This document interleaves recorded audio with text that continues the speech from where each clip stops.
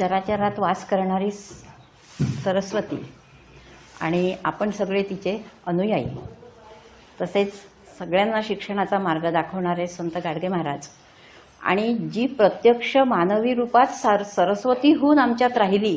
आपण देव पाहिला की नाही मला माहीत नाही, कोणीच पाहिलेला नसतो, फक्त आपण देवळातली मूर्ती पाहतो. पण जेव्हा माणसातला देव जागा होतो, मग ती स्त्री असो किंवा पुरुष असो, तेव्हा काय होतं याचं ज्वलंत उदाहरण म्हणजे ज्यांची आज आपण 193 जयंती 194वी जयंती साजरी करत आहोत. म्हणजे मला सांगा, शेकडो वर्ष 200 वर्षाच्या जवळपास पोचलेलं हे जे सांख्यिक गणित आहे, आपण इतके वर्ष एखाद्या व्यक्तीची जयंती पुण्यतिथी साजरी करतो म्हणजे तिचं कार्य किती मोठं असावं. आणि अशा ह्या माणसातल्या देवाला, ह्या सरस्वतीला आणि गाडगे महाराजांना मी अभिवादन करते. तसेच संपूर्ण इथे तुम्ही उपस्थित असलेले श्रोतृवर्ग वेल एज्युकेटेड आहात. तुमच्यासमोर वास्तविक पाहता मी म्हणजे काय अगदी खाकसाचा दाणाही नाही म्हणाल तरी चालेल, पण कुठेतरी संधी मिळत आहे, त्याचा उपयोग कसा होतो ते कितपत तुम्हाला भावणार आहे हे तुम्हीच ठरवायचं आहे. तर असा हा माणसातला देव जागा होतो, मग ती स्त्री असे किंवा पुरुष असे. मला या ठिकाणी एक असं श्रीकृष्णाचा श्लोक आठवतो, यदा यदा हि धर्मस्य ग्लानिर्भवति भारत अभ्युत्थानम अधर्मस्य तदात्मानं सृजाम्यहम परित्राणाय साधूनां विनाशाय च दुष्कृतां धर्मसंस्थापनार्थाय संभवामि युगे युगे. परमेश्वराने ज्याला पाहिलं नसते पण कुठेतरी आपण त्याचं अस्तित्व जाणतो, ती एक शक्ती जाणतो. आणि शक्ती हा शब्दच मुळात स्त्रीलिंगी आहे. आणि जिथे जिथे ही स्त्रीलिंगी शक्ती काम करते तिथं तिथं तिचं सोनं झाल्याशिवाय राहत नाही. म्हणून ती शांत शारदा कलाकामिनी आहे, तशीच ती रणचंडी आहे. तर जेव्हा सामाजिक व्यवस्था अशी बिघडते, कुठेतरी अराजकता माजते, माणसाला माणूस म्हणण्याचीही जिथे म्हणजे आपली विवेकबुद्धी संपून जाते, मोकळा श्वास घेता येत नाही, अशा वेळेला जे जे लोक जन्माला येतात ते मला वाटते परमेश्वराचे अवतारच असतात. मग ती स्त्री असे की पुरुष असे, त्या त्या रचनेला त्या त्यावेळी सुधारण्यासाठी हे जन्म होत असतात. म्हणून हे माणसातले देव आहे. एक छोटीशी गोष्ट सांगते. एकदा रामकृष्ण परमहंसांनी स्वामी विवेकानंदांनी परमहंसाला विचारलं होतं, गुरुजी तुम्ही एवढं सगळं देवीचं करता, मग तुम्ही प्रत्यक्ष देव पाहिलाय का? स्वामीजी म्हणाले, हो, तू जेवढा स्पष्ट मला दिसतोयस ना तेवढा स्पष्ट मी देव पाहिलाय. विवेकानंदांना आश्चर्य वाटलं. मी काली आईच्या मूर्तीत रोज जातो, रोज भक्ती करतो, तिथे आराधना करतो, मला कधीच देव दिसला नाही. मग विवेकानंद पुन्हा विचारतात, नक्की कधी दिसला, कुठे दिसला? अरे तूच तर समोर आहेस, तुझ्यातच देव आहे. तिथून स्वामी विवेकानंदांनी एक स्वतःसाठी ठरवलं, अहम ब्रह्मास्मी, माझ्यातही ईश्वरी अंश आहे, माझ्यातही प्राणशक्ती आहे, म्हणून माझं सगळं चलनवलन आहे. मग मी ते कशा दृष्टीने पाहावं हा मात्र माझा प्रश्न आहे. कसं आहे, आपण नेत्रदान करू शकतो, दृष्टीदान नाही करू शकत. तुमची एकाच गोष्टीकडे पाहण्याची दृष्टी कशी असावी हे आपल्याला सावित्रीबाईंनी शिकवलं आहे, हे आपल्याला गाडगे महाराजांनी शिकवलं आहे. आणि म्हणून आज आपण ह्या संत गाडगेबाबा विद्यापीठामध्ये तुमच्यासारखे सुशिक्षित लोक इथे आहे आणि त्यांच्यासमोर मी एक काहीतरी बोलणार आहे. आता ते तुम्ही गोड करून घ्यायचं आहे.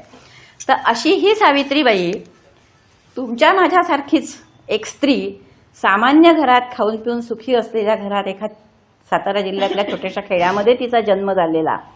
आणि ही बाई काय करते हो, ही बाई ज्या काळात स्त्रीला मोकळा श्वास सुद्धा घेण्याची बंदी होती त्या काळामध्ये स्त्रियांना शिकवायचं ध्येय करते. नुसतंच ध्येय नसतं तिचं, तर ते तिचं कार्य होऊन जातं, तिचा तो ध्यास होतो. मग एकाला जोडी दुसरी, म्हणजे तिचा जोडीदारही तिला असाच मिळतो की तिच्या कार्यात तिला सपोर्ट होतो, पाठिंबा मिळतो. आणि त्या दोघांचंही ध्येय एक असावं. प्रतिकूल परिस्थितीमध्ये ही अनुकूल जोडी नियतीने बनवली होती. कशी परिस्थिती होती त्यावेळीची, म्हणजे ज्या वेळेला सावित्रीबाईंचा जन्म झाला असेल, एक माझीच रेकॉर्डिंग करायला माझंच मला असं आठवतं, जेव्हा आम्ही लहान होतो, आता मला वयाची 73 वर्ष सुरू आहे. माझी आजी म्हणजे किती आजीची पिढी, त्या सांगायच्या, म्हणजे माझी आजी मला सांगायची, पोरी बाळीनं माणसाच्या समोर खुर्चीवर नाही बसा. काय बाई आजकालच्या पोरी आहे, नवऱ्याच्या शेतीत बसते. म्हणजे ही जर माझ्या आजीची भावना, तर त्याच्या कितीक पिढ्या आधी होऊन गेलेली 19व्या शतकातल्या सावित्रीच्या वेळेसच्या स्त्रीची काय परिस्थिती. अशा वेळेला ह्या मुलीचा जन्म होतो, ही शाळा काढते, मुलींना शिकवते, विद्यार्थिनी जमा करायसाठी नको ते मान अपमान सहन करते. तिला त्यावेळच्या इंग्रज अधिकाऱ्याकडून एक रिव्ह्यूज म्हणून शिक्षणाधिकारी होते त्या काळामध्ये, त्यांच्याकडून तिच्या कार्याची पावती तिला मिळते. लॉर्ड माउंट एल्फिस्टन नावाच्या माणसाकडून त्यावेळेच्या तिच्या शिक्षण म्हणजे तिच्या शाळेला ग्रँट मिळते. 25 रुपये त्यावेळेला ते मानधन, मासिक मानधन तिचं मान्य करतात. मेजर कॅन्डी हे सावित्रीबाईचं कौतुक करतात, तिला आदर्श शिक्षिका पुरस्कार देतात आणि ते म्हणतात त्यावेळेला की I am speechless about Savitri. मी बोलू शकत नाही, निशब्द आहो, एवढं तिचं मोठं कार्य आहे. What a achievement. कोणाची, एका खेड्यातून आलेल्या स्त्रीची. मग कसं होतं ह्या मुलीचं आयुष्य? तुमच्या माझ्यासारखंच होतं, पण त्याला एक वेगळी दिशा होती, एक वेगळा ध्यास होता. मी फक्त माझ्यापुरता विचार करते. आणि आता तर असं आहे की शेजाऱ्याशी बोलायला फुरसत, घरातल्याशी बोलायला फुरसत नाही हो, एकमेकांना शेजारी दूर आहेत. अशी परिस्थिती असताना ह्या लोकांनी एवढं मोठं कार्य कसं केलं? एवढं मोठं समाजकार्य करायचं, स्वतःचाही संसार सांभाळायचा. त्यावेळेला त्यांच्या घरात मिक्सर नव्हतं, त्यांच्या घरात गॅस नव्हता, पण तरीही उपाशी तर नक्कीच राहत नव्हते. सासऱ्याला, नवऱ्याला, मुलांना जेव घालत होते आणि एवढं सगळं करून हे समाजकार्य करत होते. मग यांच्यासाठी दिवस किती तासाचा होता? 48 तासांचा, 24 तासांचाच होता. महिन्याचे दिवस 30-31च होते. काही 40 दिवसांचा महिना त्यावेळेला नव्हता, जर सांख्यिकी गणित लक्षात घेतलं तर. आणि वर्षही 365 दिवसांचंच होतं. असं सगळं असताना ह्या लोकांनी एवढं कार्य कधी केलं? आम्हाला वेळ नाही मिळत, आम्ही कुठून तरी नोकरी करून येतो. मग त्याच्यानंतर काय, मी थकले बाई, कुठे रे तुम्हाला तुमच्यासाठी हे करू ते करू. म्हणजे आम्हाला वेळ नाही, एका शब्दात आमच्या जवळ वेळ नाही. संवादच साधायला, आणि त्याच्यात हे अजब आमच्या हाती आलाय की आम्ही त्याच्याशीच बोलतो.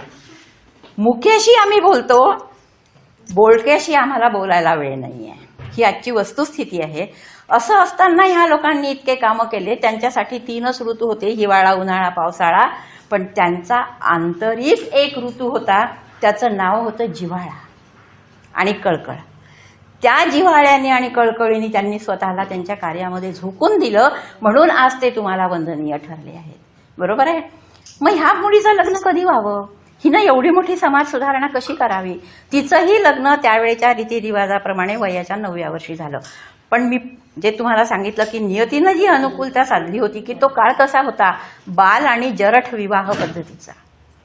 मुलगी 8-9 वर्षाची, मला तर वाटते पाळण्यातच लग्न का नाही लावायचे काय माहिती. मुलामुलींचं, तुला मुलगा झाला बाई, मला मुलगी झाली, चल माझी मुलगी तुझ्या मुलाला झाली, पुढे काय माहीत नाही. असा तो काळ असताना 9 वर्षाच्या सावित्रीचं लग्न मात्र योग्य वेळी नाही म्हणणार मी, योग्य जोडीदाराशी झालं. कारण दोघांमध्ये फक्त 4च वर्षाचं अंतर होतं. सावित्रीबाईचा जन्म 1930चा, ज्योतिबा फुलेंचा जन्म 1930 नाही 1830, आणि 1827चा जन्म महात्मा फुलेंचा. दोघांमध्ये 4च वर्षाचं अंतर, की जे आजच्या काळालाही मान्य असावं. अशा वेळेला तिचा विवाह होतो. लग्नाच्या पूर्वी ही मुलगी काहीही शिकलेली नाही आहे. आणि असं असताना आता आपल्या लाडकी लेक होती ती खंडूजी पाटलांची आणि लक्ष्मीबाईची. आता मुलीचं लग्न आहे आणि विशेष म्हणजे तिला शिकलेला मुलगा पाहायला येणार आहे. पुण्याचा आहे, म्हणजे शहरातला आहे. त्याही वेळेला पुणे शहरातच जमा होत होतं. मग पोरीला काहीतरी एखादं चांगलं लुगडं घ्यावं. मग नायगावच्या शेजारी एक शिरवाळ म्हणून गाव, तिथे बाजारपेठ असायची. आणि त्या बाजारपेठेमध्ये सावित्रीबाईला लुगडं घ्यायला नेलं की हिच्या पसंतीनं लुगडं घ्यायचं. लुगडं घेऊन झालं, पोरीला खाऊ घेऊन झाला. सहज बापांनी जिलेबी घेऊन दिली. कसं असतं बापाचं प्रेम ना, फार वेगळं असतं. तिला जिलेबी घेऊन दिली. मुलगी कागदावर जिलेबी खाते. जिलेबी खात्या खात्या तिचं सहज समोर लक्ष गेलं. समोर एक ख्रिस्ती बाबा काहीतरी पुस्तकं देत होते लोकांना, येणाऱ्या जाणाऱ्यांना. ते धर्मप्रसारक होते ख्रिश्चन धर्माचे. हिला फार आश्चर्य वाटलं, काय विकतायत हे, म्हणून ही जवळ जाऊन पाहते. जवळ जाऊन पाहते, तिला येशू ख्रिस्ताचं चित्र दिसतं, ती त्या चित्राच्या प्रेमात पडते. आणि ह्या पुस्तकातही बरीच चित्र. तो माणूस म्हणतो, तुला पाहिजे आहे का पुस्तक, घ्यायचं आहे का? ती म्हणते, मी पैसे नाही आणले. पैसे नाही, तू घेऊन घे, तुला हवं आहे ना. आणि सावित्रीच्या आयुष्यातलं पहिलं पुस्तक तिनं बायबल खरेदी केलं. त्याच्यावर त्या चित्राच्या प्रेमात पडली, पण त्याच्या खाली काय लिहिलंय हे तिला समजत नव्हतं. चित्र तर कोणालाही ओळखता येतात, किती अडाणी माणूस असो. कागदावर झाडाचं चित्र काढलं की तो नक्की म्हणणार हे झाड आहे, नदीचं चित्र काढलं की तो म्हणणार ही नदी आहे. चित्र ओळखायला काही विशेष परिश्रम नाही लागत. ते पुस्तक घेतलं, ते तिने जपून ठेवलं. दुसऱ्या दिवशी पाहुणे आले. सावित्रीबाईचं 1840 लग्न झालं. सावित्रीबाई फुलेंची सून म्हणून पुण्याला आली. ज्योतिबा शिकलेले होते, त्यांची बरीच काही अशी म्हणजे ओढ जी होती ती शिक्षणाची आणि बाकीच्या समाजकार्याची पण, ते अंगभूतच असतात काही काही गुण, त्याला आपण उजाळा देत असतो. ज्योतिबा नेहमी सावित्रीबाईला बऱ्याच अशा काही गोष्टी सांगायचे. आणि मग एक दिवस तिने ते जपून ठेवलेलं पुस्तक ज्योतिबांना दाखवलं. ज्योतिबा म्हणाले, तुला याच्यातलं काय कळलं? ती म्हणाली, काही नाही, पण मला हे चित्र खूप आवडले आणि ह्याच्या खाली वरती लिहिलेलं ते नाही वाचता येत मला. आपल्याला वाचायचं आहे ना? हो, मला खूप वाटतं वाचावं. मग शिकाल तुम्ही? हो. तुम्ही शिकवाल? हो. दोघांची संमती झाली. कसं असतं, समोरच्यांनी जरी म्हटलं ना की मला शिकायचं आहे, ती त्याची क्षमता असते, त्याची ती आवड असते, म्हणून तो हो म्हणतो. घातल्या पाण्याने गंगा वाहत नाही. मला जर एखादं काम मनापासून करायचं असलं तर मी स्वतःला झोकून देईल, पण मला जर करायचं नसलं तर कोणी कितीही, नाहीतर ती असंही म्हणू शकत होती, काय घरी खायला प्यायला सगळं व्यवस्थित आहे, काय गरज आहे मला शिकायची, शेती आहे, वाडी आहे, नवरा नामांकित व्यक्ती म्हणून होतो आहे, मला काय गरज आहे घराच्या बाहेर जायची, प्रेम करणारा मुलीसारखा सासरा आहे. असं सगळं असतानाही सावित्रीबाईंनी ज्योतिबांच्या म्हणण्याला होकार दिला आणि ज्योतिबांनी सावित्रीबाईला शिकवणं सुरू केलं. आता सुरुवात कशी करावी? एकदम बाजारात जाऊन काही पाटीलेखन पुस्तकं नाही आणले. त्यांच्या घरी शेती होती. ज्योतिबाई शेतावर जायचे, सावित्रीबाई सासऱ्यांची म्हणजे गोविंदरावांच्या भाकरी घेऊन जायची, यांच्याही भाकरी घेऊन जायची. आणि मग जेव्हा हे दोघं जण बसायचे तेव्हा तिला असं काहीतरी वाटायचं की आता मला शिकायची सुरुवात तर करायची आहे, पण कुठून आणि कशी? मग ज्योतिबा एकदा म्हणाले, तुम्हाला मनापासून शिकायचं ना? सावित्रीबाई म्हणाल्या, हो, मला खरंच मनापासून शिकायचं. ज्योतिबांनी तिथली माती अशी प्लेन केली, एक छोटीशी काडी घेतली आणि त्याच्यावर पहिलं अक्षर गिरवलं. ही सावित्रीच्या आयुष्यातली पहिली धूळपट्टी, ज्याला धूळपट्टी म्हणतात. तिथून सावित्रीबाई अक्षरं काढायला शिकल्या. अक्षराचे शब्द झाले, शब्दाचे वाक्य झाले, पाटी पेन्सिल हातात आली आणि सावित्री प्रत्यक्ष सरस्वती झाली. बाळबोध शिक्षण सावित्रीचं घरीच झालं. मग त्यानंतर असं ठरवलं, म्हणजे त्यानंतर ज्योतिबाजी सामाजिक परिस्थितीचं अवलोकन करत होते. त्याच्यावरून त्यांना असं वाटू लागलं की एक स्त्री जेव्हा शिकते तेव्हा तिच्यात विचारांची प्रगल्भता येते. आणि एवढ्या मोठ्या लोकसंख्येमध्ये जर अर्धी लोकसंख्या स्त्रीची आहे तर तिने का असं जगावं? तिला का मानवी हक्क मिळू नये? आणि तो काळ कसा होता? तो गुलामगिरीचा काळ होता. अनेक आक्रमणांनी स्त्री जात, म्हणजे तिची मर्यादा काय झाली होती? माझघरापासून परसदारापर्यंत. साधं उंबरठ्यात सुद्धा तिला, अंगणात सुद्धा बाहेर तिचा आवाज यायला नको, ही त्यावेळीची समाज व्यवस्था होती. मग अशा वेळेला बुद्धी काही परमेश्वराने एकट्या माणसालाच नाही दिली, ती स्त्रीलाही. कारण जेव्हा आईच्या गर्भात लेकरू तयार होते तेव्हा त्याचं सगळं एकसारखंच असते, त्याची क्षमता. शारीरिक लिंगभेद सोडला तर बाकी त्याचं सगळं शरीर सारखंच असते. पण देवाने एक विशेष केलाय बघा, स्त्री जातीला एक मोठं वरदान दिलं, एक मोठा महत्वाचा अवयव दिला, आणि ते म्हणजे गर्भाशय. आणि ते गर्भाशय दिल्यामुळे तिला मातृशक्ती मिळाली आणि त्या मातृशक्तीने जग जिंकलाय. बरोबर आहे? तर असं सगळं होत असताना जे अवलोकन ज्योतिबा करायचे त्याच्यावरून त्यांना वाटायचं की नाही, जशी सावित्री शिकली तशा बाकीच्यांनी, कारण हे सगळं त्यांनी पाहिलं होतं. सती जाण्याची पद्धत पाहिली होती. लहानपणी लग्न झाल्यामुळे आता ते काय म्हणतात ना, त्याला एक जुनी म्हण आहे, बायको येते रूपात आणि नवरा जाते कुपात, अशी त्यावेळची ती गंमत होती. म्हणजे बायकोनी तारुण्यात यावं आणि नवऱ्याची सरणावर जायची वेळ यावी, त्याच्यामुळे किती बालविधवा व्हायच्या. मग ह्या बालविधवेला कुरूप करून टाकायचं, तिचं केशवपन करायचं.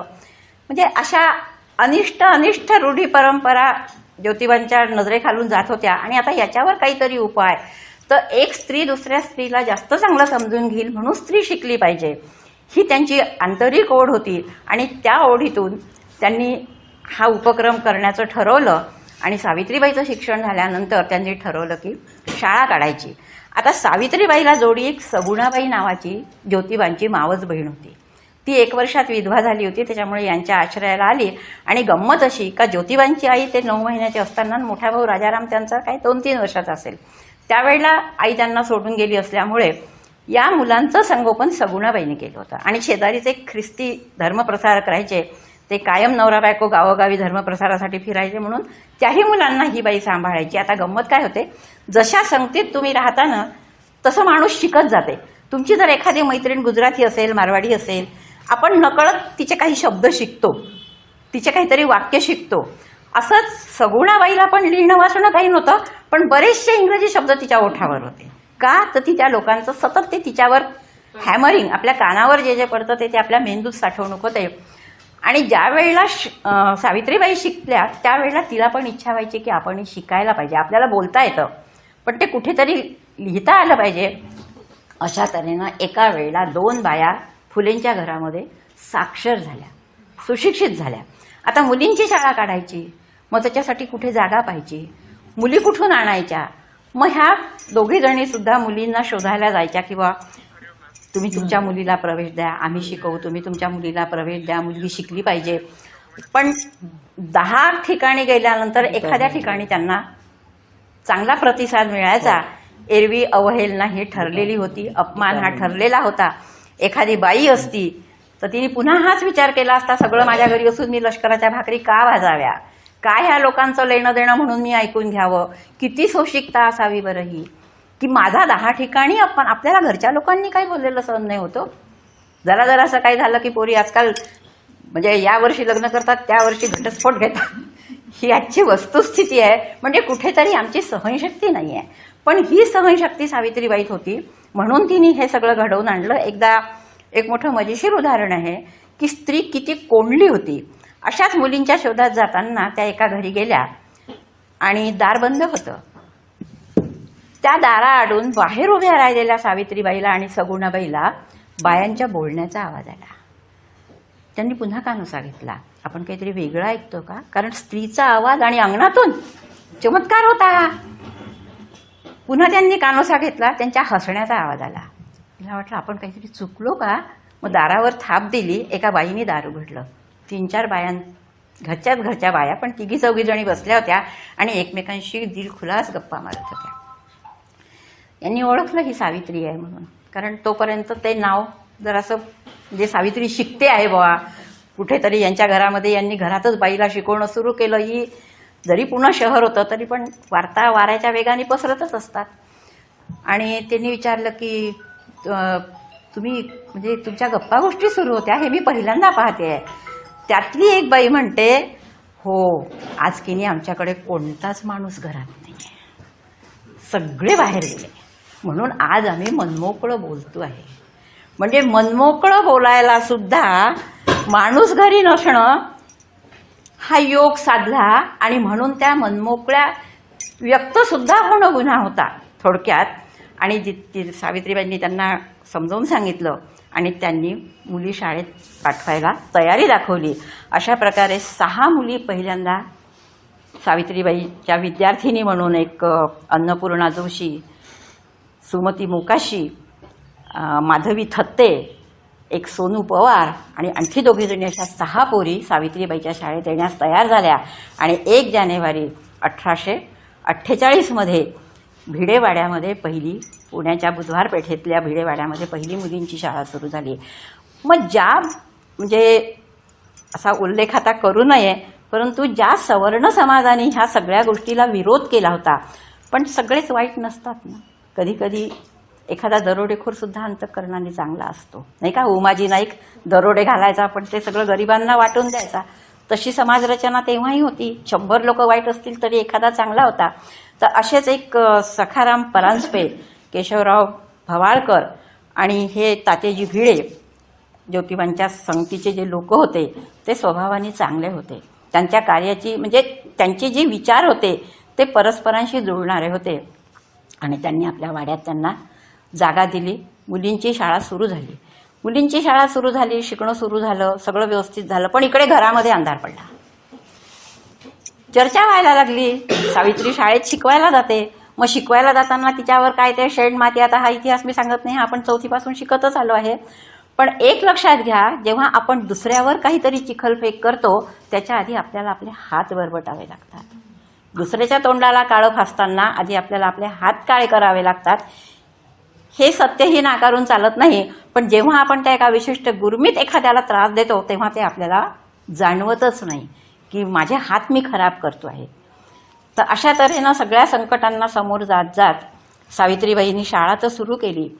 मग इंग्रजी सरकारचा त्यावेळेला नियम होता की शिक्षिका ही प्रशिक्षित असली पाहिजे, तिला प्रशिक्षण फार आवश्यक आहे. त्यावेळेला नॉर्मल स्कूलचं ट्रेनिंग अहमदनगरला आणि पुण्याला होतं. तर पुण्याच्या शाळेमध्ये सावित्रीबाईंनी ट्रेनिंग घेतलं आणि मग ती प्रशिक्षित शिक्षिका म्हणजे त्याच मुख्याध्यापिका, त्या शिक्षिका. आता त्यावेळेला इंग्रजी राज्य होतं. ह्या सगळ्या समाजव्यवस्थेमध्ये पेशवाई संपली. 1818मध्ये मराठी सत्ता संपली. पण मराठी सत्तेत जे चंगीभंगी लोक होते, पुन्हा जे काही वतनदार म्हणून राहिले होते, काही जमीनदार होते, काहींनी जहांगीरी भोगली होती, या लोकांचे विलासी चाळे नव्हते संपले. त्यांना स्त्री ही उपभोग्यच वाटत होती. मग अशा वेळेला सावित्रीबाई हे असं काही कार्य करते म्हणजे हे डोळ्यात खुपणार असतं. म्हणजे हे स्त्रीला कुठेतरी सजग करणार होतं, तिला तिचं माणूसपण, तिचं अस्तित्व जाणवून देणार होतं. गंमत करता करता काय झाली की आता ह्या काही ब्राह्मणांच्या मुली वगैरे, विशेष म्हणजे तिच्या शाळेत ब्राह्मणांच्या, धनगराच्या अशाच पोरी शिकायला होत्या. सावित्रीबाई शिकवत होत्या. आता इकडे काय झालं की कोणी म्हणजे हे म्हणणं होतं की बाई शिकली की नवऱ्याचं आयुष्य कमी होतं. तर ते जे मोठे भाऊ होते ज्योतिरावांचे, राजाराम म्हणून, त्यांना मोठा धाक पडला की आता दादाची याची बायको शिकवते, स्वतः शिकली, आता ज्योतिबाचं आयुष्य हळूहळू कमी होणार आहे, तो अल्पवयात तर नाही मरणार. इतका त्याच्या डोक्यात त्या विचारांचा पगडा बसला की तो वेगळा झाला आणि सासवडच्या शेतावर राहायला चालला गेला. राहिले गोविंदराव. आता गोविंदरावांनी कुठेतरी असं एकीकडे कौतुक होतं की सून शिकली, मुलींना शिकवते आहे, काहीतरी नवीन करते आहे माझा मुलगा, आणि एकीकडे ह्या सगळ्या समाजाचा त्यांच्यावर दबाव होता. कारण त्यांनी शिक्षणाला रामराम ठोकावा, त्यांनी शाळा बंद करावी, हाच बाकीच्यांचा उद्देश होता. आणि ह्या एका उद्देशाला सामोरं जाऊन गोविंदरावांनी शेवटी एक दिवस सावित्रीबाईला आणि महात्मा फुलेंना घराच्या बाहेर काढलं. त्यावेळेला त्यांना आसरा दिला एका उस्मान शेख नावाच्या मुसलमानाने, आणि त्याचीच मुलगी फातिमा शेख. आणि सावित्रीबाईच्या शाळेत म्हणजे सावित्रीच्या बरोबरीची ती बाई, पण म्हणजे आपण जातीधर्म म्हणतो, पण एका मुसलमानाने भांड्याकुंड्यासहित त्या बाईला आश्रय द्यावा आणि तिला आपलं म्हणावं, ही त्या काळातली एक फार मोठी घटना होती. म्हणजे समाजाला कुठेतरी डोळ्यात अंजन घालण्यासारखी ती घटना होती. पण त्याचा एवढा प्रकर्षाने त्यावेळेला विचार नाही, फक्त विरोधच झाला. एक दिवस काय झालं, सावित्रीबाई शिकवत होत्या. आता त्यांना असं वाटलं की बा आपण हा सुशिक्षित वर्ग शिकवतो आहे की ज्यांना बाळकडू आईच्या गर्भापासूनच कुठेतरी आपण त्यांना ज्ञानजीवी वर्ग म्हणतो, ज्ञानाचे उपासक म्हणतो. कुठेतरी हे बरोबरही आहे, कारण त्यांच्या पिढ्यानपिढ्या आपल्याला गार्गी मैत्रीचा वारसा लाभलेला असा आपला भारत देश आहे, असा आपला इतिहास आहे. ह्या सगळ्या ब्रह्मवृंदांचं हे सगळं म्हणजे जे काही रक्त त्यांच्यामध्ये होतं त्या पोरी पटकन शिकून घ्यायच्या. पण मग अस्पृश्यांचं काय, ज्यांच्यासाठी आपण एवढी मरमर करणार आहोत त्यांच्यासाठी त्यांनी कुठे शिक्षण घ्यायचं. असा कधीतरी ज्योतिबांचं आणि सावित्रीबाईचं सुद्धा बोलणं व्हायचं. एक दिवस अचानक अशी घटना घडली. ह्या तेव्हा काही डेस्क बेंच वगैरे नव्हते, एक चटई टाकलेली, सतरंजी टाकलेली, विद्यार्थिनी बसलेल्या, सावित्रीबाई बसलेल्या शिकवून राहिलेल्या. एक व्यक्ती येते आडंदाड शरीराची, त्याच्या डोक्याला मुंडासा आहे, चेहरा पूर्ण झाकलेला आहे, फक्त डोळे दिसतात. तो धापा टाकत येतो आहे आणि खांद्यावरचं अवजड पोतं त्या वर्गाच्या दारात तो टाकतो. ह्या दोघींनाही भीती वाटते, नेमका काय प्रकार आहे हा, कसं काय, म्हणजे हे काय झालं, काय आणलं यांनी, काही याच्या मनात वाईट हेतू तो नाही. पण एवढा विचार करेपर्यंत तो पटकन त्या पोत्याचं तोंड सोडतो. त्यात गुदमरलेली लहानशी मुलगी बाहेर उभी होते. ती बावरून गेली असते, कारण तिचा बराच वेळ त्या पोत्यातच त्यांनी आणेपर्यंतचा गेला असतो. ती जराशी श्वास घेऊन मोकळी होते. सावित्रीबाई पाहते त्या मुलीला, आणि मग ती व्यक्ती शिवाजी साळवे, तो पहिल्यांदा सावित्रींना गुरुजी गुरुजी अक्का म्हणतो. अक्का म्हणजे बहीण आणि गुरुजी म्हणजे शिकवणारी तिला. गुरुजी अक्का, मी पोरगी आणली जी तुमच्या पायाशी, तिले तुमच्यासारखं कर्जा बरं. आमच्या समाजात कोणाले पांढऱ्यावर काळ्यावर पांढरं नाही काढतायत, पण इथे तुमच्यासारखा कर्जा म्हणून मी तुमच्या पायाशी. आणि तीच मुक्ता शिवाजी साळवे, जिने 14 वर्षाच्या वयामध्ये तत्कालीन जातीव्यवस्थेविषयी निबंध लिहिला. रूढी कशा होत्या, कसं शिकलं, कसं सावित्रीबाईचं जीवन होतं. आणि ते त्यावेळच्या वर्तमानपत्रातून सुद्धा त्याचे लेख, तिला फारशी नोंद तिची घेतल्या गेली नाही, पण ते एक व्यक्तिमत्व म्हणजे विद्यार्थी कसे घडवले हे मुक्ता साळवे नावाचं एक व्यक्तिमत्व त्यावेळेचं होतं. अशा ह्या सावित्रीबाईचा कार्यकाळ असा गेला आणि ती इतकी सहनशील होती. तिच्या सहनशीलतेविषयी जेव्हा आपण विचार करतो तेव्हा मला आजच्या युगातली सावित्री कुठे सापडते? ती सापडते शेतकऱ्याच्या घरात. किती शेतकऱ्यांच्या आत्महत्या म्हणून तुम्ही ऐकता. दर दिवशी काही ना काही कुठे ना कुठे. आत्ता मध्ये 2-4 दिवसापूर्वी यवतमाळला 24 तासात 5 की काही शेतकऱ्यांनी आत्महत्या केल्याची बातमी होती. पण अजूनपर्यंत इतक्या वर्षात, गेले कित्येक वर्ष झाले, 10-15 वर्ष सतत शेतकरी आत्महत्या सुरू आहे, पण कुठल्याही शेतकऱ्याच्या बायकोनी आत्महत्या केल्याची बातमी तुम्ही ऐकली नाही आणि वाचली नाही. मला वाटते सावित्री तिला समजली. तुम्हा आम्हाला किती समजली हे मी त्याचा अनुमान नाही लावत, पण शेतकरी लोकांना, शेतकरी पोरांना बायकाच नाही मिळत आहे. ते पुढे सांगते ना की सावित्री खरीच शेतकऱ्याच्या बायकोला समजली.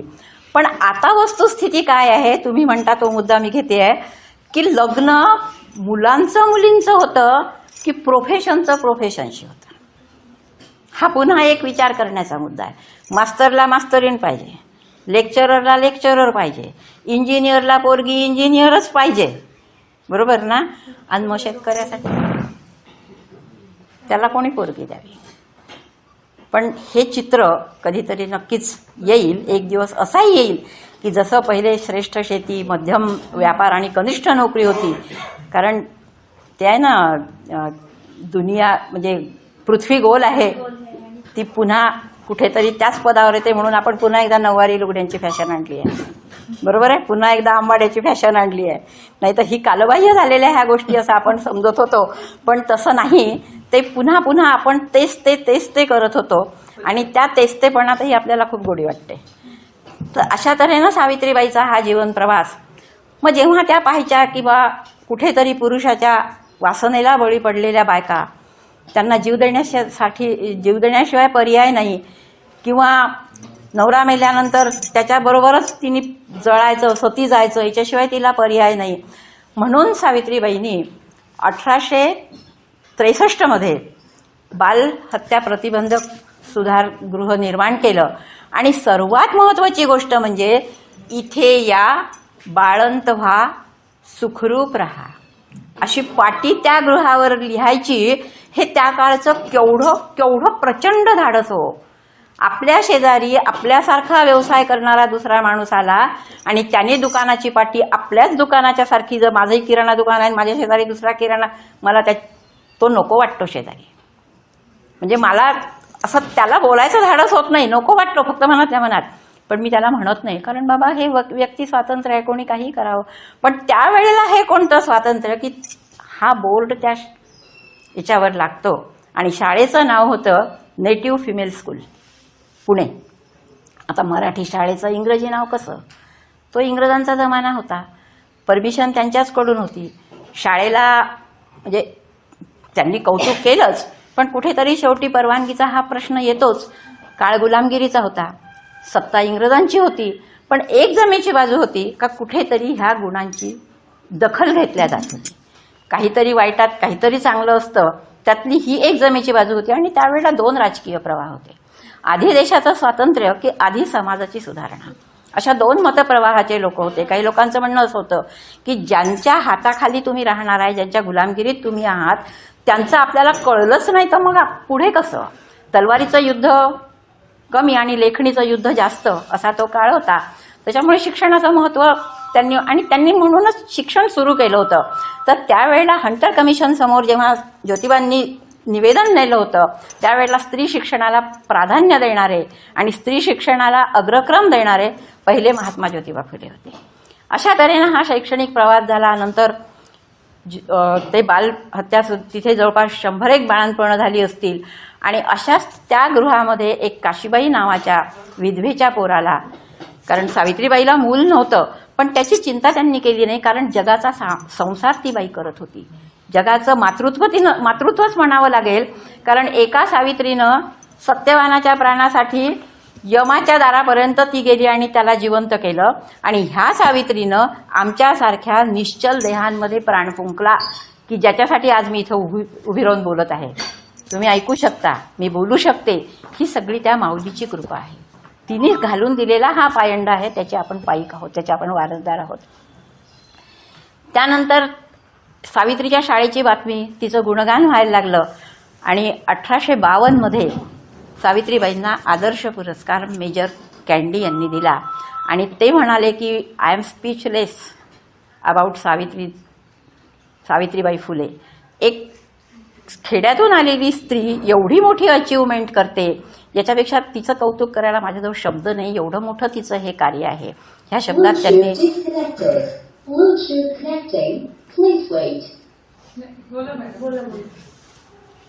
कंटाळवाणं होत असेल तर त्यांनी तिला म्हणजे बक्षीसही दिलं आणि तिचं कौतुकही खूप केलं. आणि त्यावेळेला मग आर्थिक बोजा होताच, कारण गोविंदरावांनी ह्या जोडप्याला घराच्या बाहेर काढून दिलं आणि सांगितलं की तुम्हाला शेतातलं काहीही मिळणार नाही.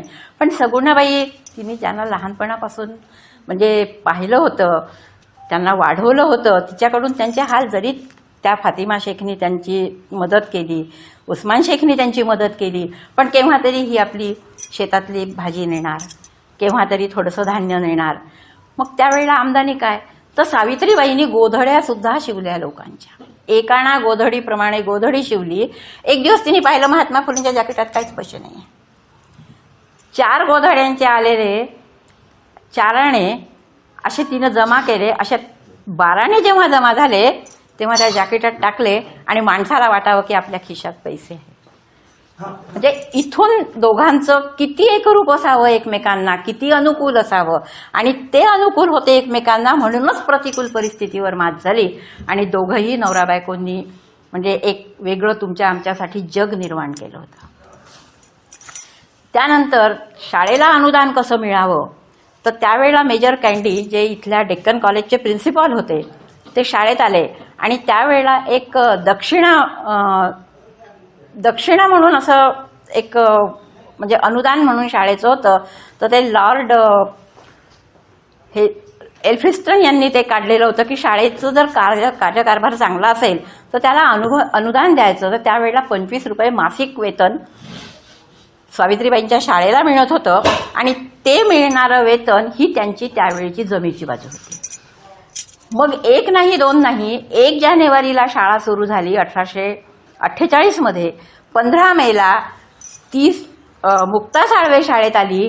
ती बाईची प्रेरणा ठरली आणि कुठेतरी असं वाटलं की ह्या मुलींना असं वाटेल की बा एक महारामांगाची मुलगी आमच्या शेजारी बसून शिकते, ह्या घरी जाऊन सांगणार, उद्या कदाचित तिच्या बापाला मी शब्द दिलाय की, आणि त्यांनी माझ्यावर विश्वास टाकलाय, त्या विश्वासाला तडा जायला नको.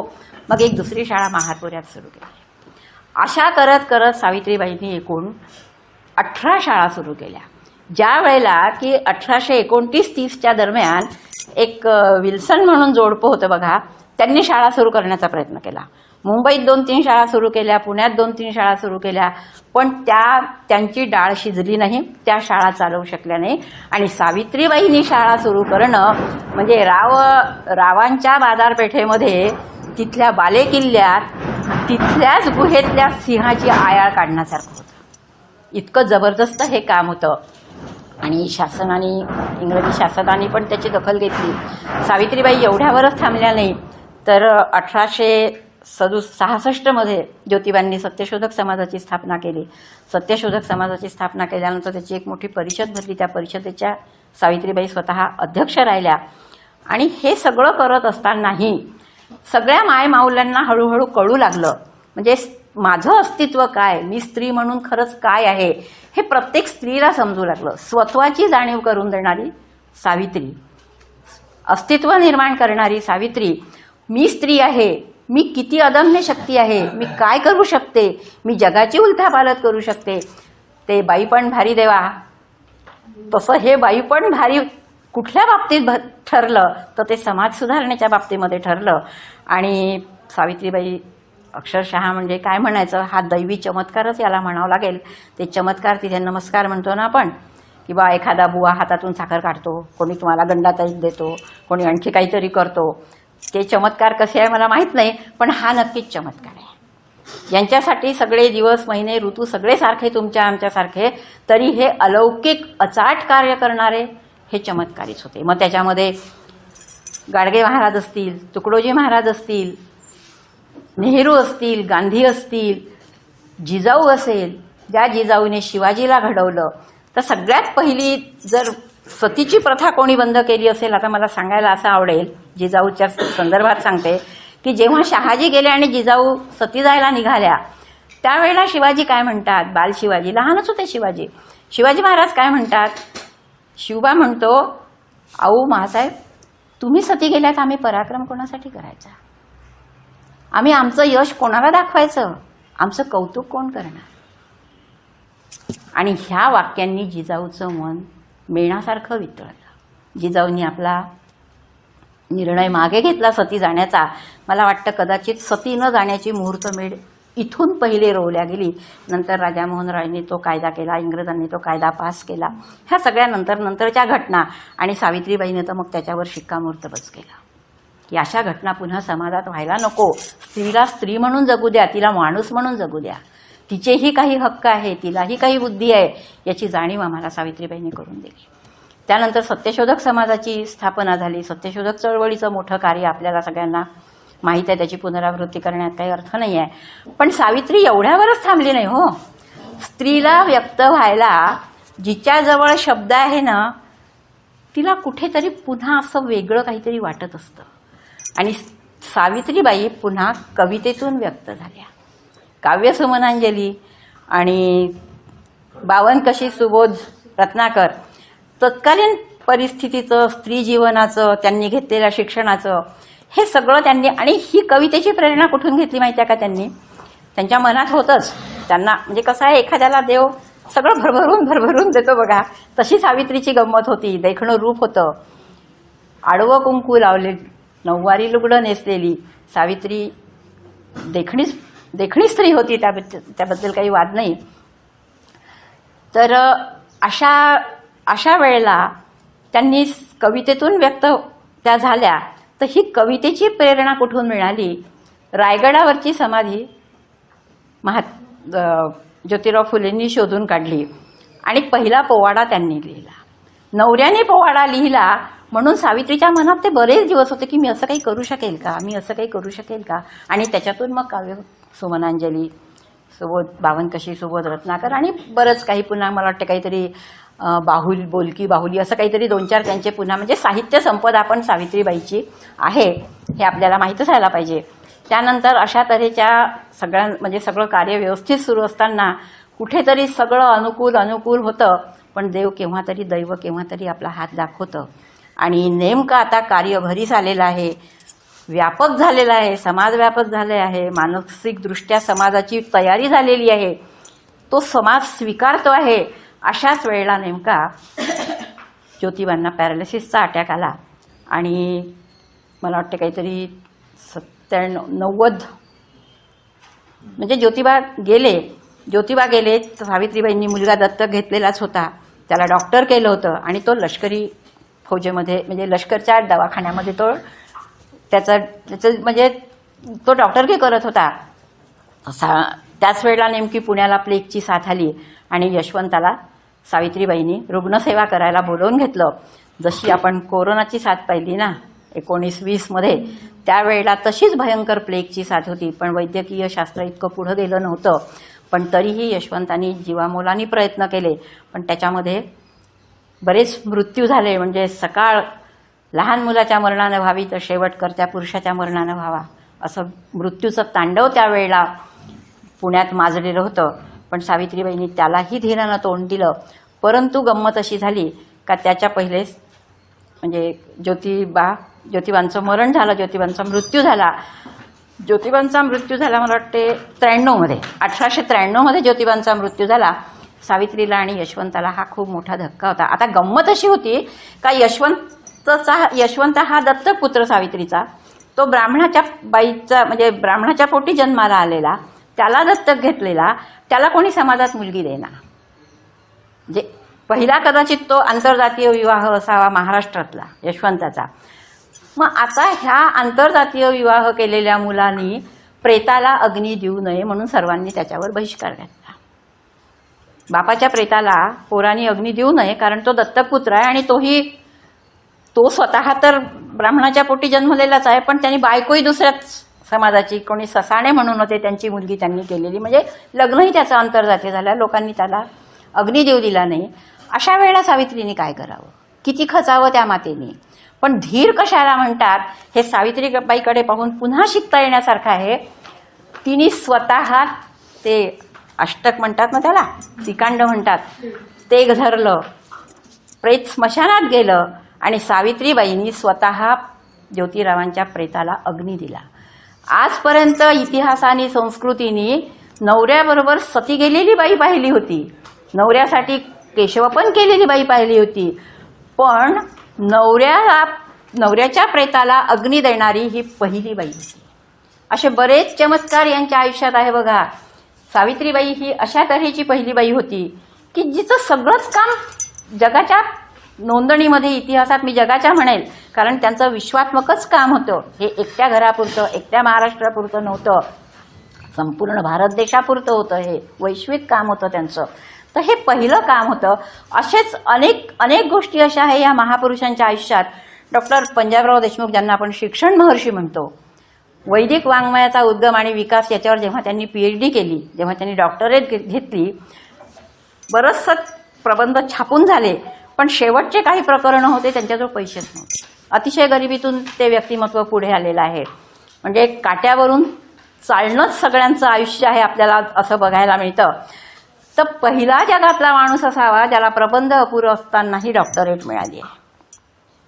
हे जगातलं पुन्हा एक आश्चर्यच आहे. आपल्याला ताजमहाल आश्चर्य आहे का, नाईलची नदी आश्चर्य आहे का, चीनची भिंत आश्चर्य आहे का, ते असोत, पण हे जिवंत आश्चर्य आहे तुमच्या आमच्या समोर.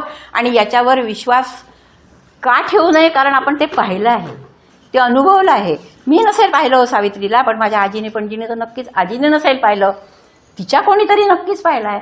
पंजाबरावांना तर आपण पाहिलंच आहे, तुकडोजी महाराजांना पाहिलं आहे, गाडगे महाराजांना पाहिलं आहे. मग हेच देव नव्हे का?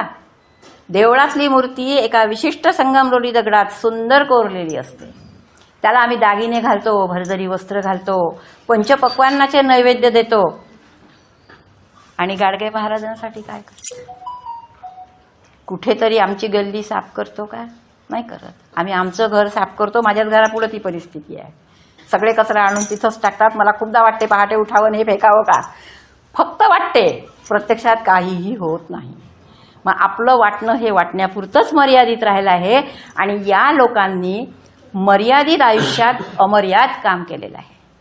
म्हणून यांच्या जयंत्या 200 वर्ष होतात तरी पुण्यतिथी साजरी करतो आपण, जयंती साजरी करतो. कारण यांच्या आयुष्याचं मोजमाप तो जन्मला कोणत्या साली आणि मृत्यू कोणत्या साली झालं ह्या पोकळीत तुम्ही धरूच शकत नाही. त्याला मोजमापाला फुटपट्टीच नाही आहे, ना त्यांच्या कार्याला आहे ना त्यांच्या आयुष्याला आहे. अशा ह्या सावित्रीबाई.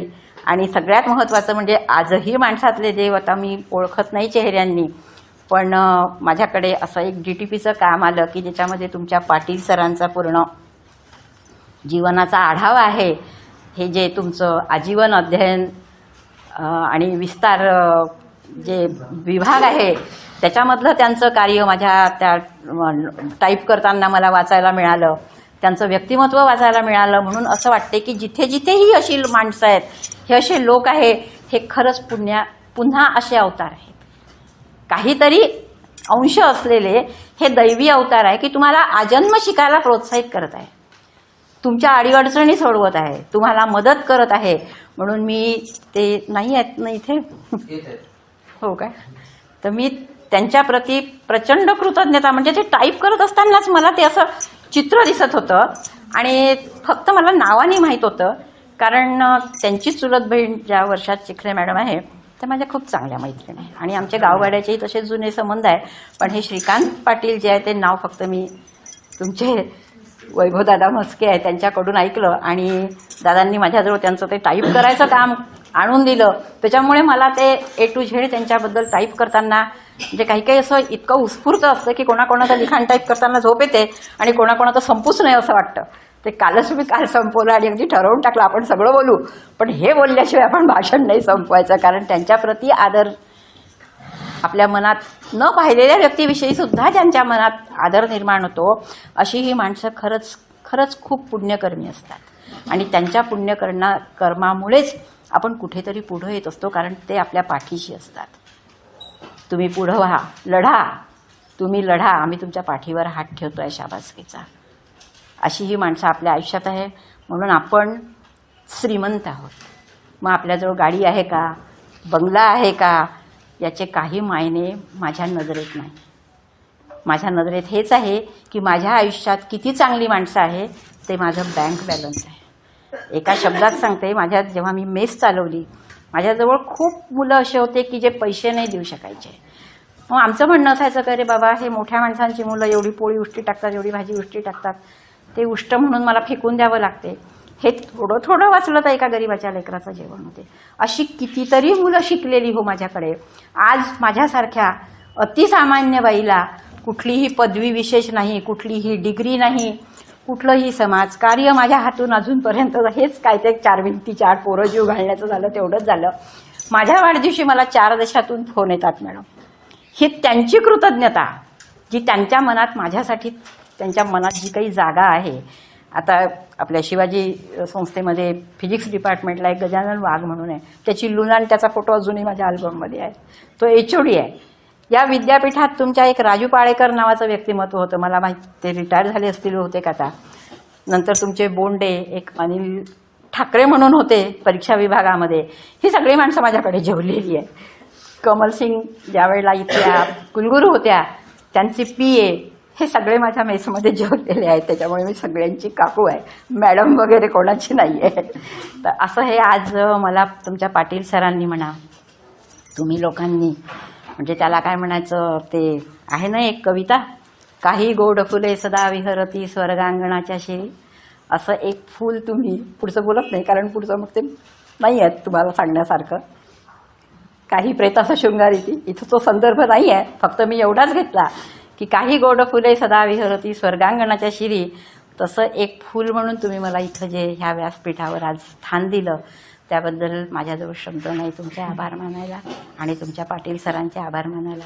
पुन्हा एकदा सर्वत्र वंदनीय असलेल्या सावित्रीबाईंना अभिवादन करते आणि सगळ्यात तुमच्या सहनशक्तीची कमाल की तुम्ही मला ऐकून घेतात म्हणून तुमचे आभार मानते आणि थांबते. छान बोलला.